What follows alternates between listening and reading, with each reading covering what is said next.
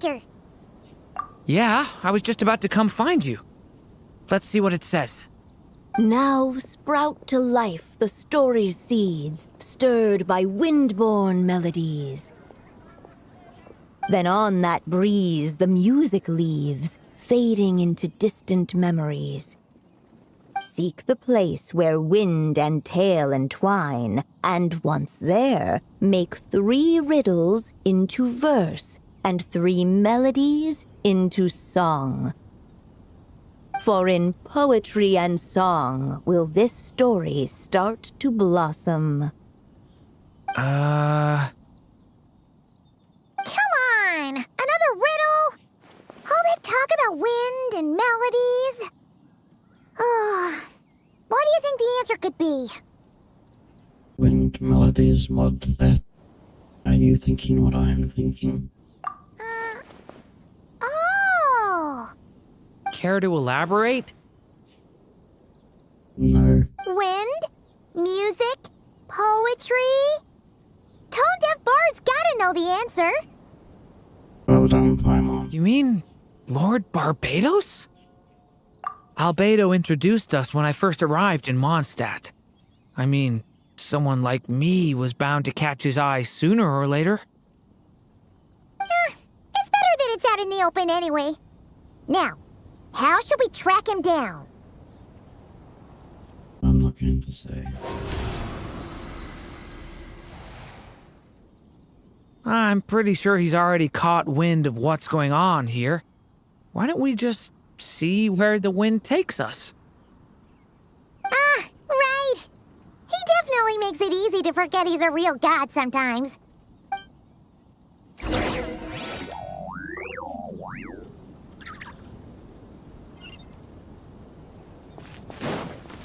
My plan was totally different, but okay.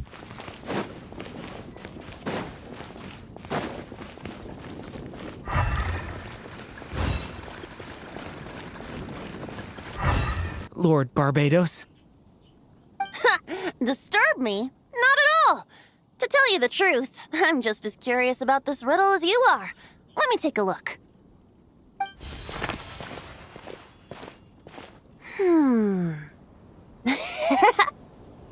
What is it? Did you figure out the answer? 3 riddles and 3 melodies. That sure takes me back. The answer you seek lies hidden in memory. Looks like running to Tone-Deaf Bard was the right call after all. Long ago, those mages came to Mondstadt, seeking to test their strength against mine. But I replied, let us make music, not war, and resolve our conflicts through song. So I strummed my lyre and sang them this verse. O wind, welcome now, my guests. Pass through verdant leaves unseen, where shape your formless self may take, and offer up a graceful scene, a fleeting gift for welcome's sake. Leap at the edge of a sea of clouds, where land meets sky and sky meets ground. There frighten off the noisy crowds and bring my guests a calm profound.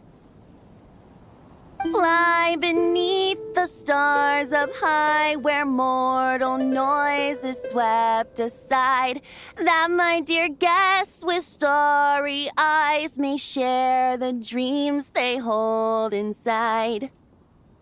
Sounds like it would make more sense if you're drunk. Now go to where I vowed to keep a quiet spot for them to sleep.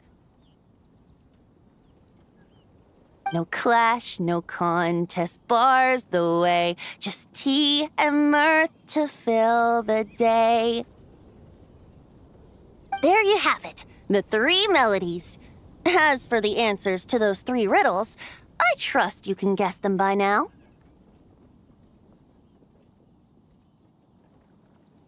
That's Catherine from the, commissions bureau.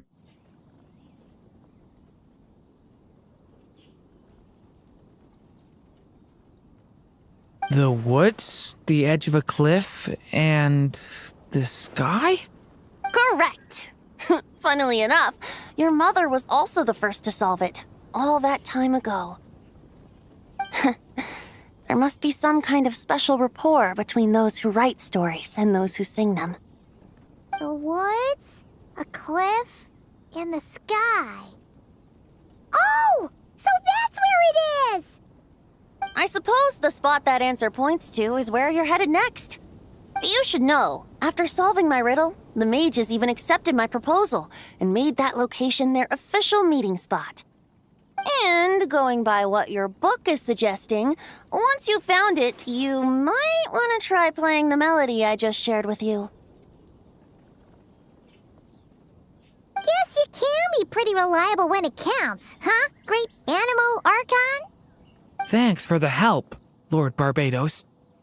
Still got unfinished? Well, I guess if there's something left to accomplish in the story, or, if the last line goes, "To be continued." Huh? Wow, your helpfulness lasted for like 1 second. In all seriousness, I would think the answer to that question lies in your mother's story itself. It's not my place to pry any further. All right then, we should get going.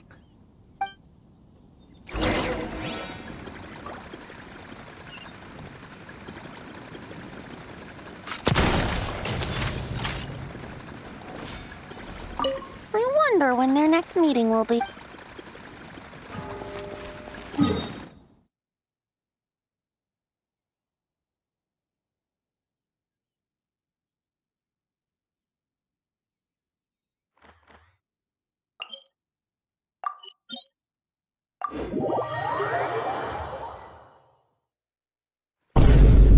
Okay, we're here! Now, we just need to play the 3 melodies, and we should be able to gather the memories for the next chapter, right? A musical performance? Huh. Out of all the things Miss Lisa has taught me, that's the one I'm worst at.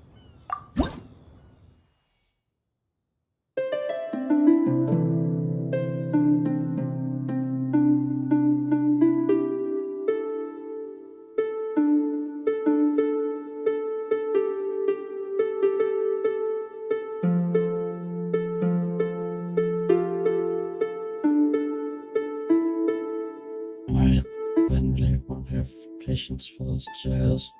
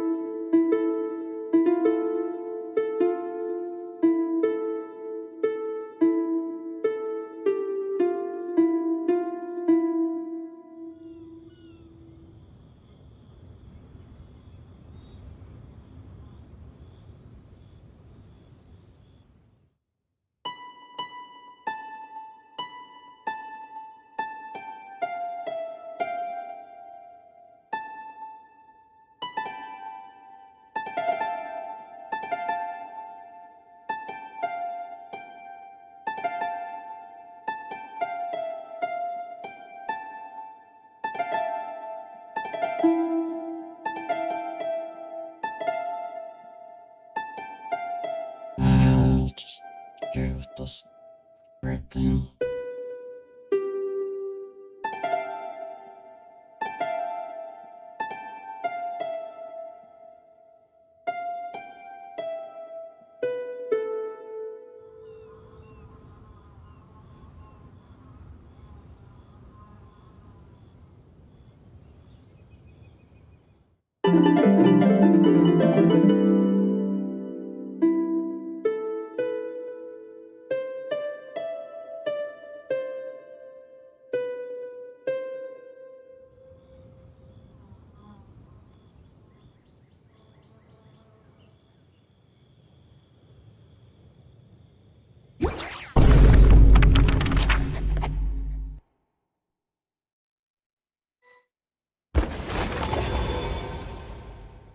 Even a war that shook the world could not halt the witches' gatherings.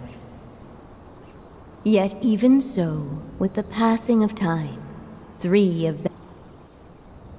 The witches did not linger long in sorrow, for the Story Witch had brought glad tidings of her own.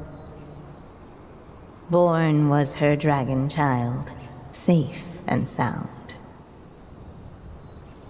Her fellow witches offered up their blessings, eagerly debating how to celebrate the child's birth.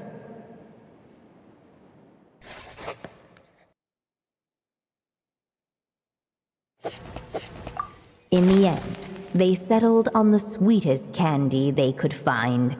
After all, what could be sweeter than the arrival of new life?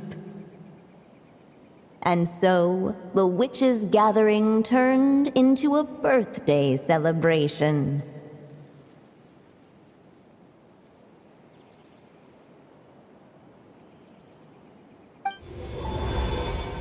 So, we're back in the story world, huh? As if from nowhere, new guests appeared at the witches' table. Perhaps they too had come to celebrate the dragon child's birthday. Yet while everyone else was busy thinking about what kind of gift to offer, these 3 seemed to have come empty-handed. Hardly the recipe for a warm welcome to a birthday party, now is it? A gift? Hey! What's this all about? We only just found out this was a party! While the guests voiced their complaints and grievances, perhaps they should have been wondering what kind of gift to give instead. So, we need to bring a gift to advance the story? Ah, but where are we supposed to get something like that? Perhaps it would be a good idea to have a look around. Why didn't you just say so?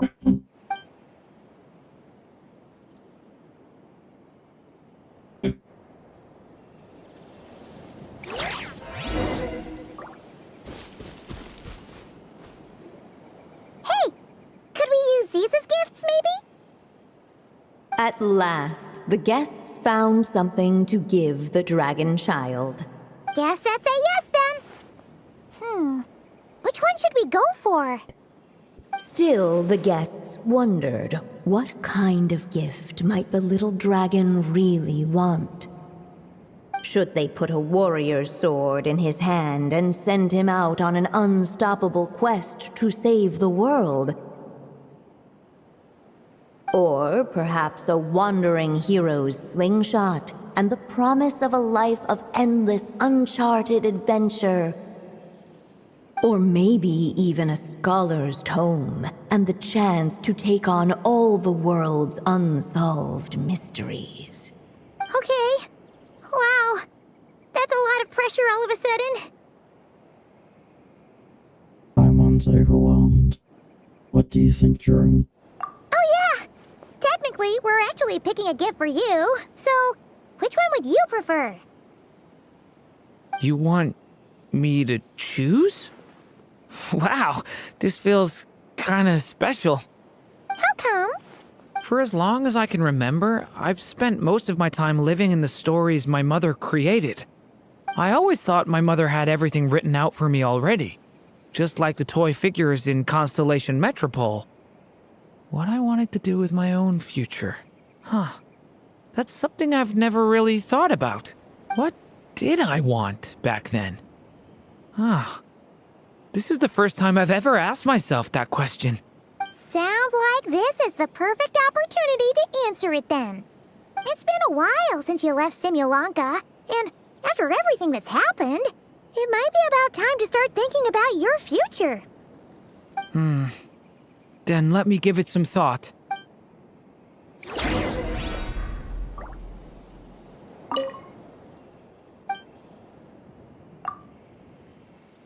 In the end, the guests settled on the warrior's sword. So, your dream is to become a warrior? I just really want to be able to keep people safe. If my time in Nodcry taught me anything, it's that a lot of problems in this world can only be settled by strength of arms. As long as I can help people, that's enough for me. Really? But I don't think it's enough.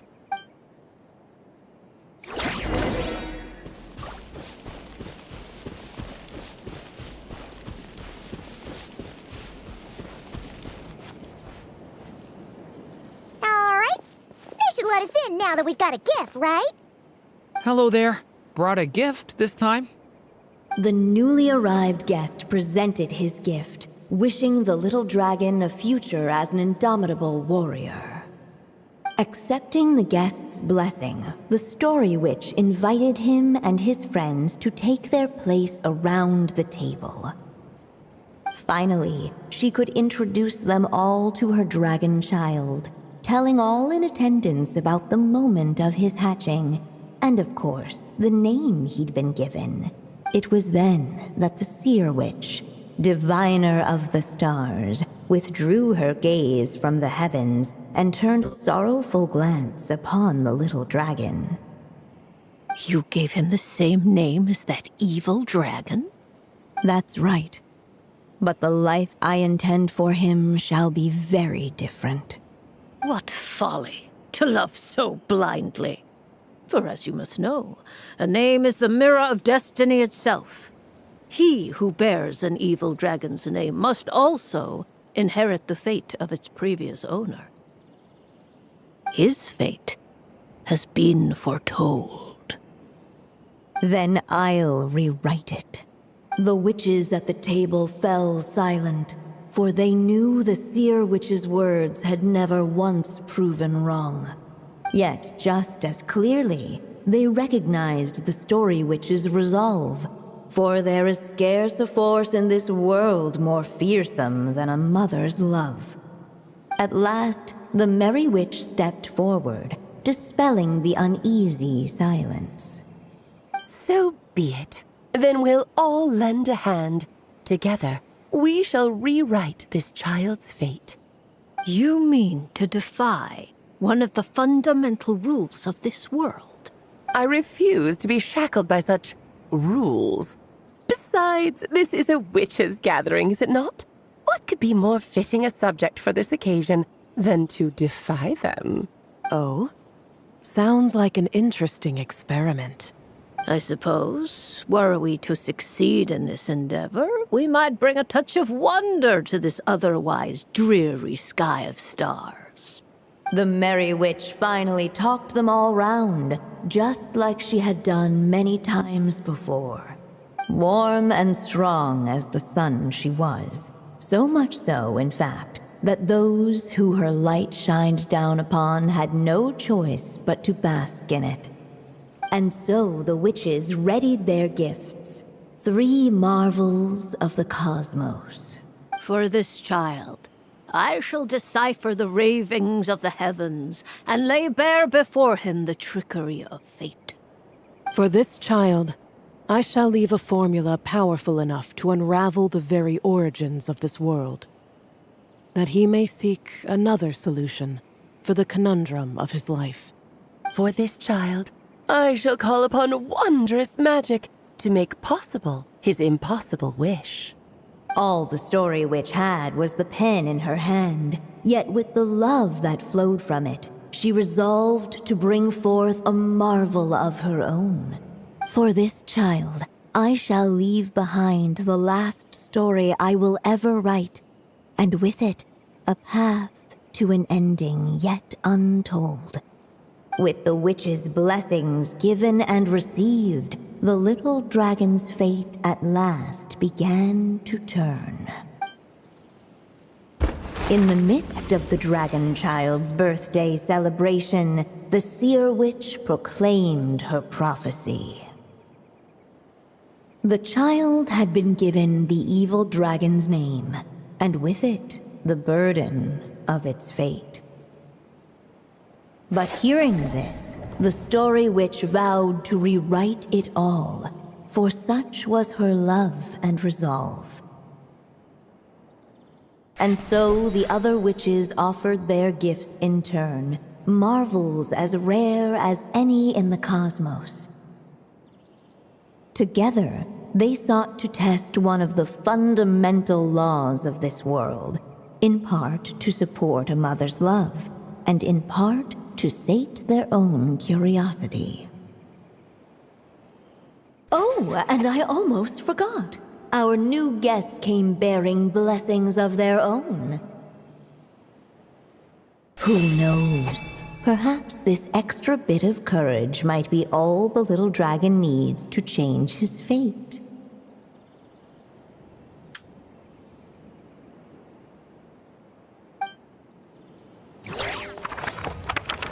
But alas, the little dragon's boat was blown off course.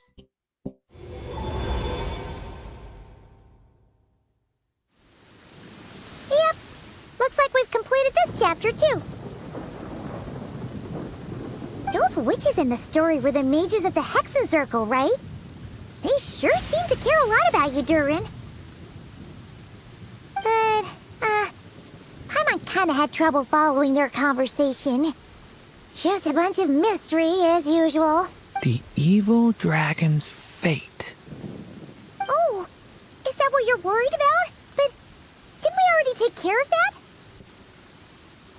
Yeah, after what had happened in the Similanka, with the blessings of everyone, is... Ah, the mages must have had a hand in that, too. Also, I was just thinking, which part of the story are we even meant to be completing? Oh,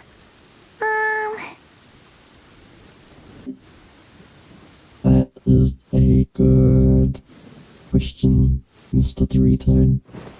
it feels less like we're filling in the gaps and more like we're adding something new altogether. But we use the ink, right? And the book hasn't given us any more clues, so that must mean our task is complete. At least for now. Yeah, I guess we're doing something right. Do not worry, even if we run into trouble, we can always go and ask Alice. We will probably just giggle and drink tea. Maybe I'm overthinking things. It's just... this is my mother's final wish, so I don't want to mess it up. Anyway, thanks for all your help. I'll let you know as soon as the book reveals a hint about the next chapter. Okay then. See you in the next chapter.